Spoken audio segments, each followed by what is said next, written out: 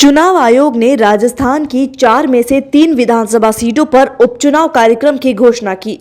आज सहाड़ा, सुजानगढ़ और राजसमंद सीट पर उपचुनाव की तारीखों की घोषणा हो गई है। हालांकि वल्लभनगर सीट पर अभी चुनाव कार्यक्रम की घोषणा नहीं की गई।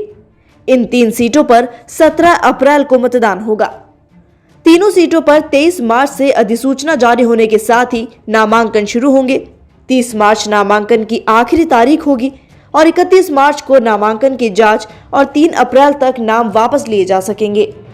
उसके बाद 17 अप्रैल को वोटिंग होगी और 2 मई को नतीजे आएंगे। उपचुनाव के कार्यक्रम की घोषणा के साथ ही तीनों क्षेत्रों में आचार संहिता लागू हो गई है। इन सीटों की बात करें तो सहाड़ा सीट कांग्रेस विधायक कैलाश द्विवेदी, सुजानगढ़ सीट पर मास्टर भंवरलाल के निधन की वजह से खाली हुई है। भाजपा विधायक किरण माहेश्वरी के निधन से राजसमंद की सीट खाली हुई। इस तरह 3 विधानसभा सीटों में से 2 पर कांग्रेस और 1 पर भाजपा विधायक थे।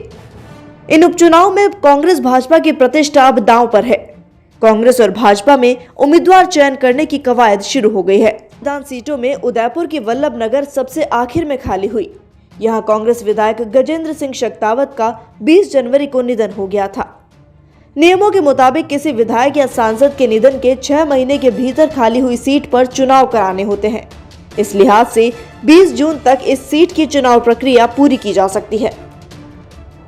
भीलवाड़ा की सहाड़ा सीट खाली हुए 6 अप्रैल को 6 महीने पूरे होंगे, लेकिन सहाड़ा सीट पर 2 मई को रिजल्ट आएंगे। चुनाव आयोग ने सहाड़ा सीट पर 6 महीने की बाध्यता पर छूट दी।